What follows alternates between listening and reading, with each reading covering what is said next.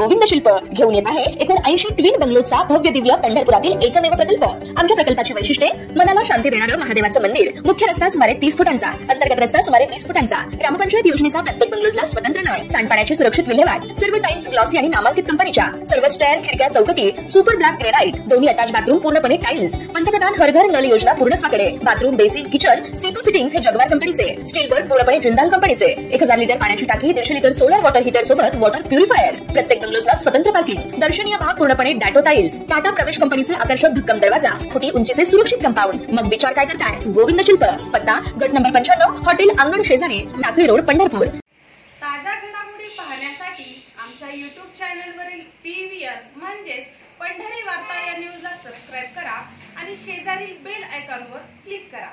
दिल्लीत संसदेचे अधिवेशन सुरू असतानाच उपमुख्यमंत्री एकनाथ शिंदे हे अचानकपणे दिल्लीला गेले। आज सकाळी त्यांनी गृहमंत्री अमित शहा यांची भेट घेतली, तर सायंकाळी ते पंतप्रधान मोदींनाही भेटले। शिवसेना पक्ष आणि चिन्ह याबाबत सुप्रीम कोर्टातील सुनावणी अंतिम टप्प्यात आली असल्यानेच एकनाथ शिंदे हे वारंवार दिल्लीला जात आहेत अशी चर्चा राज्याच्या राजकारणात होऊ लागली असतानाच दिल्ली येथे पत्रकार परिषद घेत एकनाथ शिंदे यांनी या भेटीबाबत माहिती दिली आहे। आणि धाडस जे देशवासियांच्या मनामध्ये होतं ते मोदीजींनी करून दाखवलं आणि त्याचबरोबर पूर्ण जगभरामध्ये विविध देशांमध्ये आपली शिष्टमंडळं पाठवून त्या ठिकाणी भारताची भूमिका आणि पाकिस्तानचा खरा चेहरा जगासमोर आणण्याचं कामही मोदीजींनी केलं। त्यामुळे त्यांचं अभिनंदन आणि शुभेच्छा आम्ही दिलेल्या आहेत त्यांना। उपराष्ट्रपती पदासाठी निवडणूक होणार आहे, शिवसेनेने एकमुखाने पाठिंबा दिलेला आहे एनडीएला। आम्ही एनडीएचे मी मगाशीच सांगितलं की शिवसेना हा 4थ्या क्रमांकाचा पक्ष आहे आणि भाजप आणि शिवसेनेचं जे नातं आहे फार जुनं आहे। हिंदू हृदय सम्राट बाळासाहेब ठाकरे यांनी ही युती घडवली आहे आणि त्यामुळे उपराष्ट्रपती पदासाठी भारतीय जनता पक्ष एनडीए जो निर्णय घेतील त्याला आमचं पूर्ण समर्थन आहे, पाठिंबा आहे।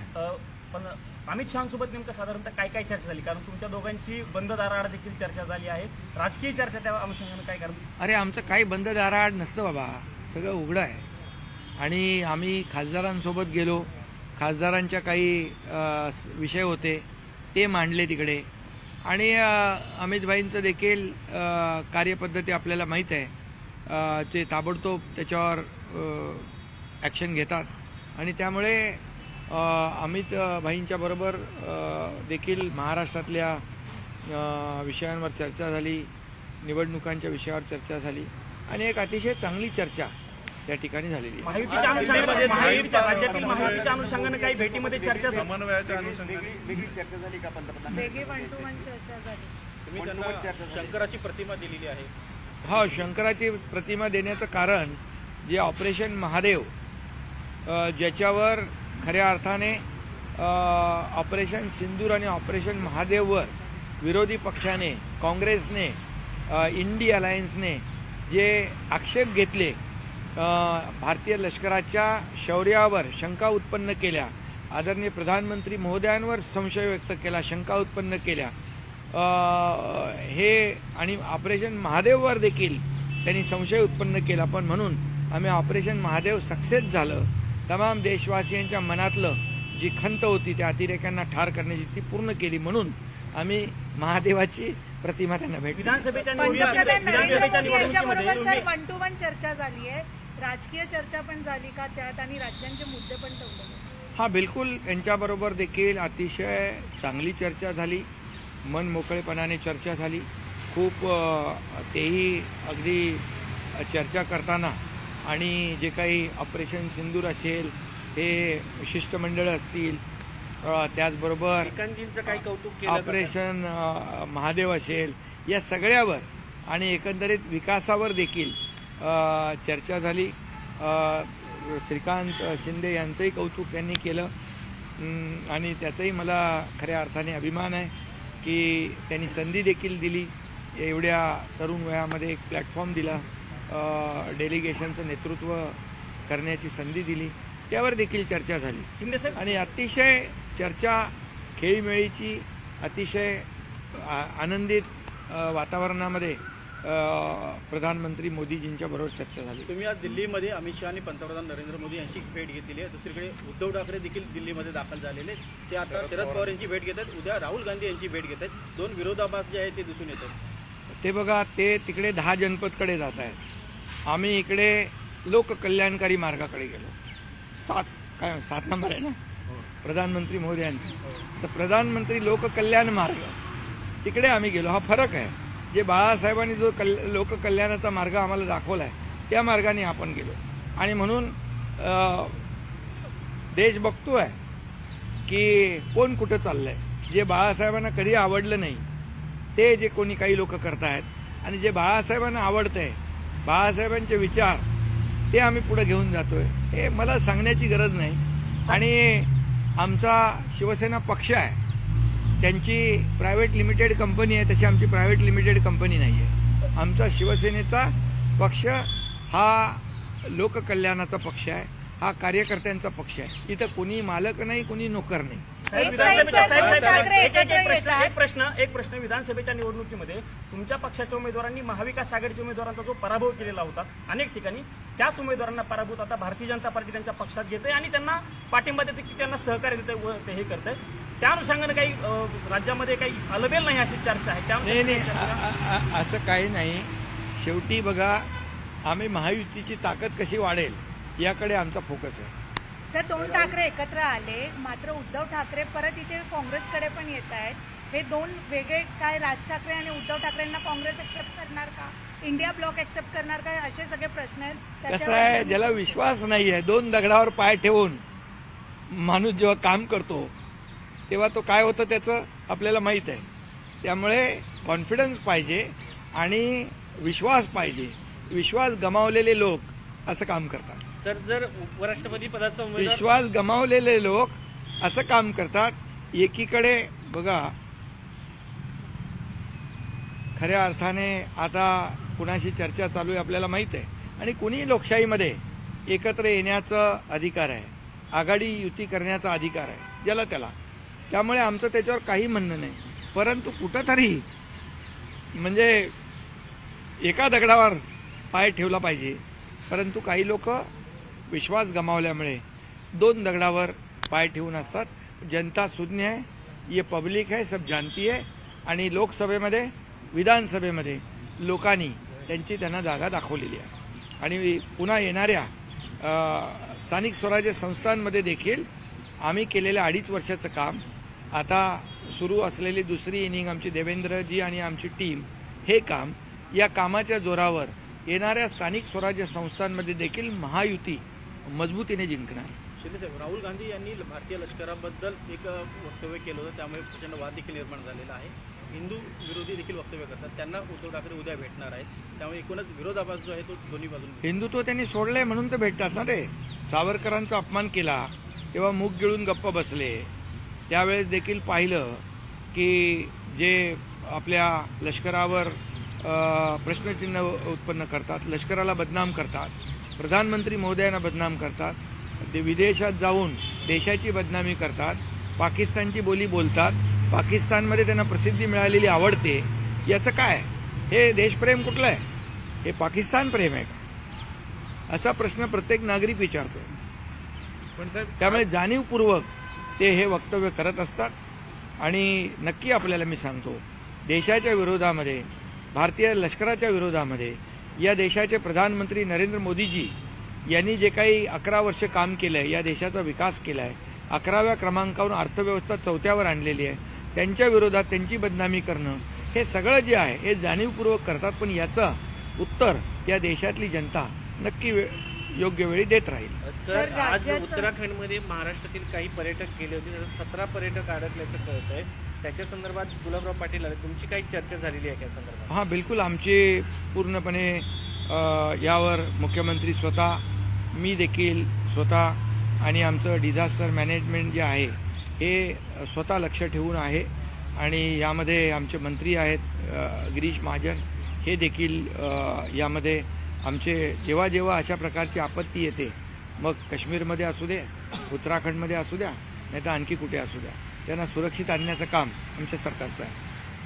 एक प्रश्न असा आहे एक की राज्याचं- महाराष्ट्रामध्ये असं दिसतंय की भाजपकडून सातत्याने टार्गेट होत आहेत अप्रत्यक्षपणे शिवसेनेचे नेते किंवा मतदारसंघ, त्याबद्दल काही चर्चा झाली आहे का?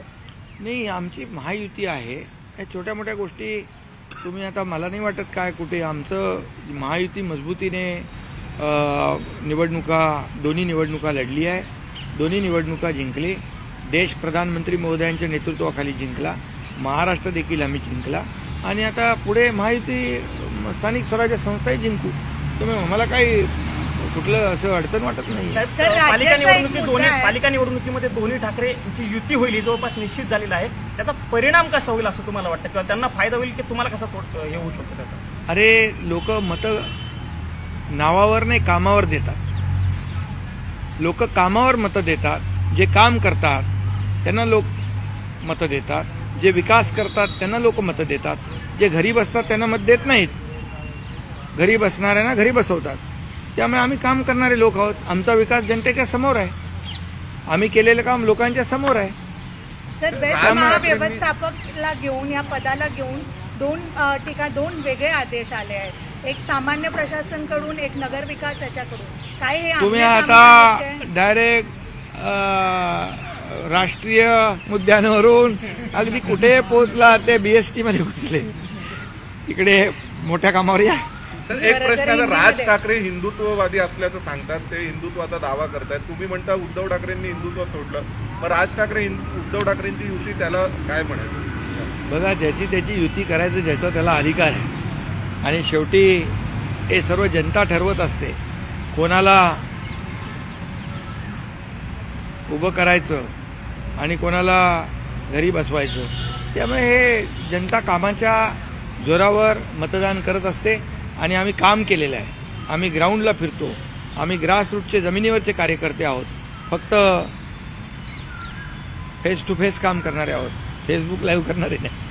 सर, हिंदी में जानना चाहेंगे. कमिशनने असं म्हटलंय स्थानिक स्वराज्य संस्थांच्या निवडणुकीमध्ये व्हीव्हीपॅटचा वापर केला जाणार नाही. याच्यावरती राजकीय पक्ष आक्षेप घेतात. तुमच्या पक्षाची भूमिका काय असेल? बघा, निवडणुका पारदर्शक व्हाव्यात. निवडणुकाबद्दल कुठल्या प्रक्रियेबद्दल लोकांमध्ये आक्षेप असू नये अशी आमची भूमिका आहे. सर, हिंदी में जानना चाहेंगे, आप जब दिल्ली दौरे पर आते हैं, आपकी आलोचना करने वाले लोग आज खुद दिल्ली दौरे पर है, उनमें और आप में क्या फर्क है दिल्ली दौरे में? हम अभी वो 10 जनपद जा रहे हैं. हम प्रधानमंत्री लोक कल्याणकारी मार्ग पे जा रहे हैं, जो बाला साहेब ठाकरे जी ने हमें दिखाया है. अभी जो बाला साहेब ठाकरे जी ने कहा है कि वहां मत जाओ, 10 जनपद, वहां जाने वाले लोग हैं, तो जनता देख रही है. 10 जनपद जाना क्या लोक कल्याणकारी मार्ग पर जाना. और मैं ये कहूँगा, जो हिंदुत्व को बार बार गालियाँ देते हैं, देश के विरोधी बयान करते हैं, हमारे भारतीय सेना पर सवाल खड़ा करते हैं, हमारे आदरणीय प्रधानमंत्री जी की विदेश में जाकर बदनामी करते हैं, पाकिस्तान को अच्छा लगे ऐसा बर्ताव करते हैं, ये ऑपरेशन सिंदूर पर सवाल खड़ा करते हैं, ऑपरेशन महादेव पर सवाल खड़ा करते हैं, वो पहलगाम में हमारे जो बहनों का सिंदूर मिटाया गया उसका हिसाब नहीं पूछते, सीरियल बम ब्लास्ट हो गए उसके ऊपर उसका हिसाब नहीं पूछते हैं, कसाब के हमले पर हिसाब नहीं पूछते हैं. ये पूछते हैं कि कितने मिसाइल गिरे, कितने ड्रोन गिरे, ये पूछते हैं. तो ये कौन सी भाषा है? ये देश प्रेम है? ये देशभक्ति है? ये राष्ट्र प्रेम है या पाकिस्तान का प्रेम है? ये पाकिस्तान की बोली बोल रहे हैं. उनके साथ जो जा रहे हैं, जो उनको मिल रहे हैं, ये फर्क है. और हम देशभक्त, राष्ट्रभक्त, जिन्होंने देश का विकास किया है, देश को आगे बढ़ाया है, पाकिस्तान को मुंह तोड़ जवाब दिया है, ईंट का जवाब पत्थर से दिया है, गोली का जवाब गोले पे गोले से दिया है, और ये हम उनके साथ हैं. ये फर्क है.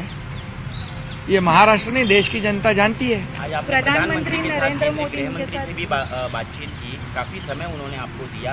आखिरकार क्या ऐसी बातचीत हुई और महाराष्ट्र से राजनीति से जुड़ी क्या बातचीत?